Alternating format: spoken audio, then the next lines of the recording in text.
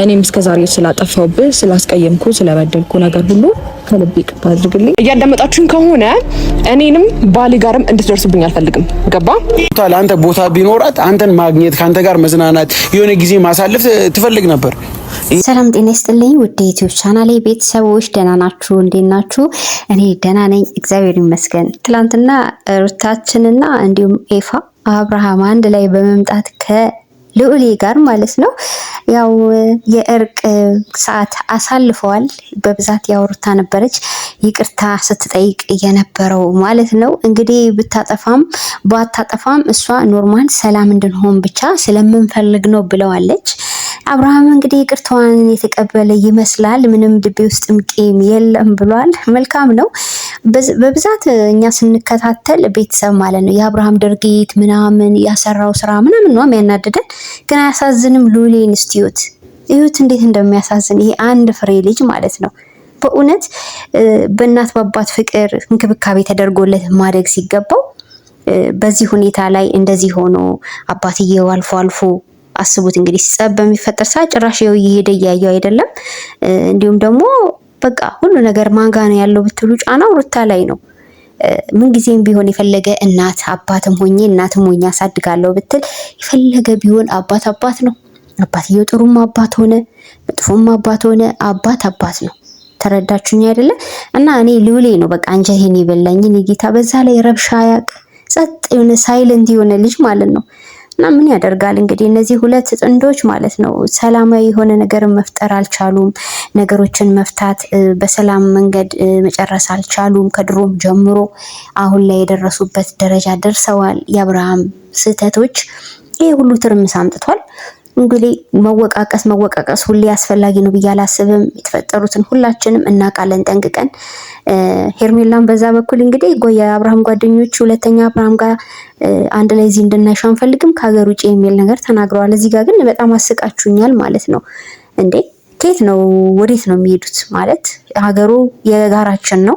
ማንም ሰው ከዚህ ሂድ ከዚህ ተቀመጥ መባል የሚችልበት ምንም አይነት መብትና ሞራል የላችሁም። እውነት ለመናገር ያው አብርሃምና ሩታን ያላቸውን ግንኙነት መራራቃቸውን ታውቃላችሁ። አብርሃም ወደ ሄርሜላ መሄዱን ታውቃላችሁ። ነገር ግን ሁለታችሁም ከዚህ ልቀቁ፣ ወደ ሌላ ከተማ ሂዱ ምትሏት ሄርሜላን ማለት ነው። ይሄን ያክል እናንተ ምንድነው ጫናው ወደ ሩታ እንዲሆን እኮ እያደረጋችሁ ነው። እዚህ ጋር እናንተ እንደዛ ስታወሩ እንደዛ ስትናገሩ የሩታ ህይወት ነው የሚበላሸው። ሁሉ ጊዜም ቢሆን እሷ ነች ሌላከችው እሷ ነች እንዲያደረገችው ተብለ ትወቀሳለች። ስለዚህ አብርሃምና ሄርሜላ የትም ሀገርም ሄደው የመኖር መብት አላቸው። አንዳንድ ጊዜ የምታደርጉትን ድርጊቶች አስባችሁ ተናገሩ። ህፃን ልጅ እንኳን አስቦ የማያመጣውን አይዲያ ይዛችሁ የምትመጡ ልጆች ስላላችሁ ማለት ነው። ስንተኛ ጨረጨር ነበር እሱ ማንም ሰው ባሌ ጋር እንዲደርስ አልፈልግም ስትል ነበር። በነገራችን ላይ ባሌ የሚለው ገና ነው አልጸደቀም። ሄርሜላ ማለት ነው ባልና ሚስት አይደላችሁ። ምንን ለመናገር ባልና ሚስት የሚባለው ገና ምንም ነገር ላይ አልደረሳችሁም። ይሄ እንኳን ሐሰት ነው። ግን ባሌን ማንም እንዲነካብኝ አልፈልግም ብላ ገና ካሁኑ እንግዲህ የአብርሃም የሩታ መቀራረብ ያሰጋት ይመስላል።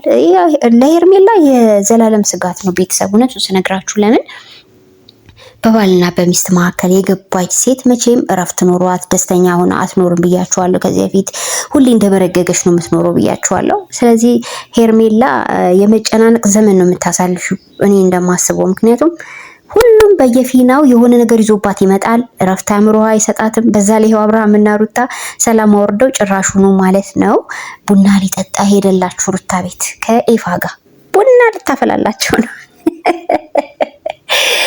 ዋናው ሰላም ይሁን። ለቤቢዬ ለልዑሌ ሲባል ሰላማቸው ግድ ነው።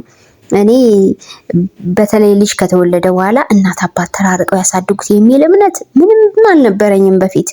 አብርሃም ግን ሩታ ላይ ከሰራው በደልና ግፍ አንጻር ግን አብርሃም ከሩታ ጋር አብረው መቀራረብ የለበትም። አብረው እንደገና የድሮ ፍቅር ተመልሶ አብረው መሆን አለባቸው ብዬ አላምንም። ይሄን አቋም ነው።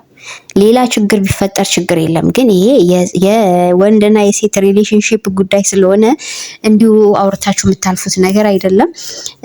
እና ቡዜም እንዲሁ ስትበሳጭ ነው ያለችው። ትላንት ደግሞ አብዛኞቹ የብስጭት ቀን ያሳለፉት ምንድነው? በቀደም የእርቅ ቀን ነበረ፣ ትላንትና ደግሞ የብስጭት ቀን ነው የሚመስለው። ቡዜም በጣም ስትናደድ ነበረ። በቃ በነገሮች ሁሉ ረፉ ከወንድሜ ላይ ረፉ እያለች ነው። በተለያየ አቅጣጫ የሚመጡት ያው ጓደኞቹ ምን ርዕስ ይዘው እንደሚመጡ ታውቃላችሁ። አብርሃምን ይዘሽ ከዚህ ራቂ ነው እንጂ ያሏት። በቃ ይዘሽ ሂጂ እንዴ! አንዳንዴ ሄርሜላን ከሀገር ሊያስወጧት ነው የሚል መረጃ ይለቃሉ። እናንተ ግን ጤናችሁ ደህና ነው? እንዴት ነው ሰው በህይወት እያለ አንድ ለአቅመ አዳም ለአቅመ ሔዋን የደረሰ ሰው ማንም ሰው እንደፈለገ ፓስፖርት አጨራርሶለት ምናምን አስባችሁታል? ከሀገር ሳያባረረው ከሀገር ሲያስወጣው። እናንተ ኢሚግሬሽን ናችሁ። ኧረ ኢሚግሬሽን ይሄንንም አያደርግም። ከሰው ፍቃድ ውጪ ያ ሰውዬ ነው ፓስፖርቱን ወስዶ የራሱን ፕሮሰስ የሚጨርሰው። እናንተ ምን ስለሆናችሁ ነው እንዴ? የአብርሃም ጓደኞች አንዳንዴ ካምዳውን ያው አሁን ላይ ለሩታ ይቆማችሁ ነው የምትመስሉት እንጂ እኔ ከሩታ ጎንም አትመስሉኝም። ግን ብታመጡት አይዲያ የተመታ ማለት ነው። አንዳንድ ጊዜ ሄርሜላ አብርሃምን ይዘሽው ከዚህ ሀገር ውጪ አላሏትም እንዴ? ጉድ እኮ ነው። ኢትዮጵያ ውስጥ እያለን እናንተ የፈለጋችሁበት ሀገር ሰዎችን እዚህ ጋር ኑር እዛ ጋር ኑር ልትሉን ባልሆነ ይሄኔ ነው መሸሽ። የምሬን እኮ ነው። አይ ይሄ እንኳን ሳፈጣ ደስ አይልም።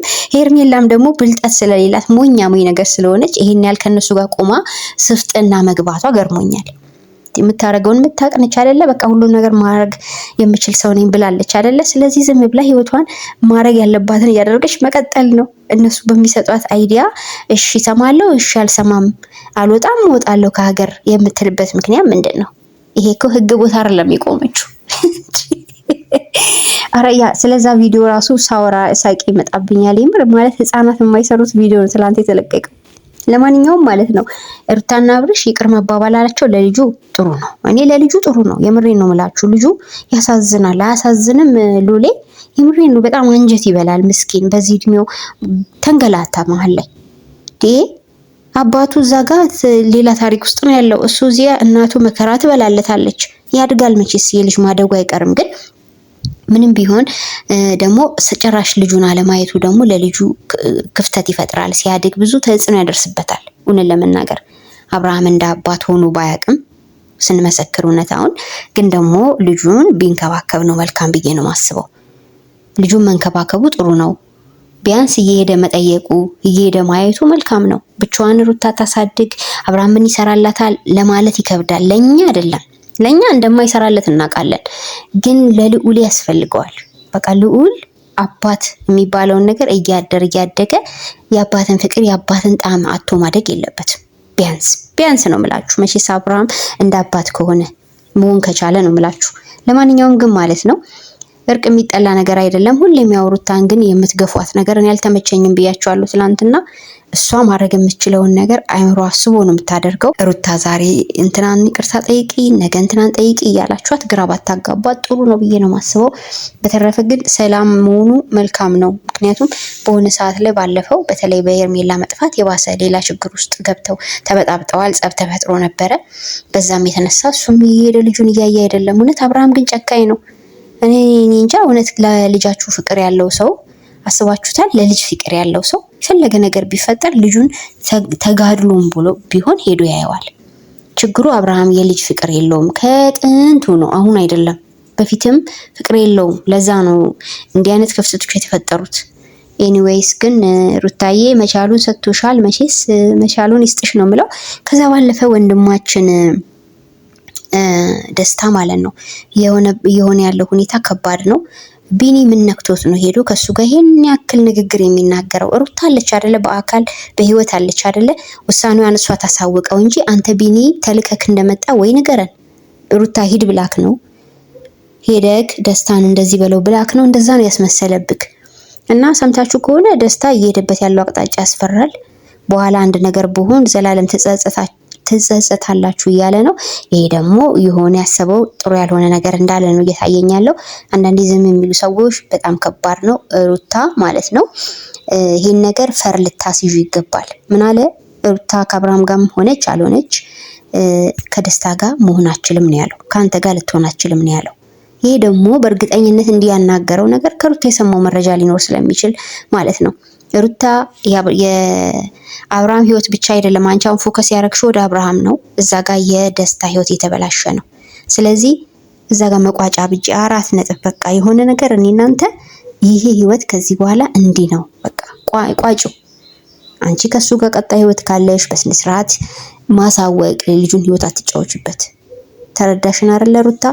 ቤተሰብ በእውነት ከባድ ነው፣ ለደስታ ከባድ ነው አሁን ያለበት ሁኔታ። ወደ ሌላ ነገር ከመገባቱ በፊት ልጅ ህይወቱ እንዳይበላሽ ሩታ ቀድማ ይሄን ነገር ማስተካከል አለባት ብዬ ነው የማስበው። በተረፈ ሩታና አብርሽ ታረቁ፣ ሰላም ወረደው ምናምን የሚሉት ነገሮች ኖርማል ናቸው፣ ምንም ችግር የለውም። ግን እዛ ጋር ደግሞ የሚጎረብጣ ሴት አለች። ሄርሜላ ደስታ እንደማይሰጣት ታውቃላችሁ። ተራርቀው መኖር ነው የምትፈልገው። እኔ እንደውም ድንገት ከይዛው ከሀገር ይዛው እንዳትወጣ ወይም ሌላ ክልል ለቀው መኖር እንዳይጀምሩ ነው የምፈራው። ለልዑሌ ይህን ያህል ለልዑል አብርሃም አባት ሙሉ ብቻ እንዲኖር አጠገቡ አስፈልጎ እንጂ ምንም ሊጠቅመው የሚችለው ነገር የለም፣ እውነታውን ስንናገር ማለት ነው። ምክንያቱም እሱ በጣም ገና ያልበሰለ ልጅ ነው ማለት። ሰው ልጅ እድሜውም ሲጨምር እኮ እየበሰለ ይሄዳል አይደለ? አብርሃም ግን እዛ ደረጃ ላይ አሁንም አልደረሰም። ማስተዋል የሚባል ነገር እንዴ ልጅ ዝም ብሎ ከፈለገ ራሱ ይደግ ከፈለገ አሳድጉ ተብሎ የሚተው አይደለም። ልጅ በቃ ይሄ እኮ እስትንፋስ ማለት ነው ታውቃላችሁ። ባንወልድም ስለ ልጅ ቢሆን እናውቃለን። እና ለልጅ ክብር ከልብ ፍቅር ብትሰጠው ማለት ሁሉም ነገር ያልፋል። አንተ ነገ ሄርሜላ ጋር እውነተኛ ህይወት ትቀጥል አትቀጥል፣ እውነተኛ የልጅ ፍሬ እግዚአብሔር ይስጣ አታውቅም። ያለህን ግን አታጓድል። የምሬን ነው። ያለህን በክብር ያዝ። እኔ መልእክቴ ነው ለአብርሃም።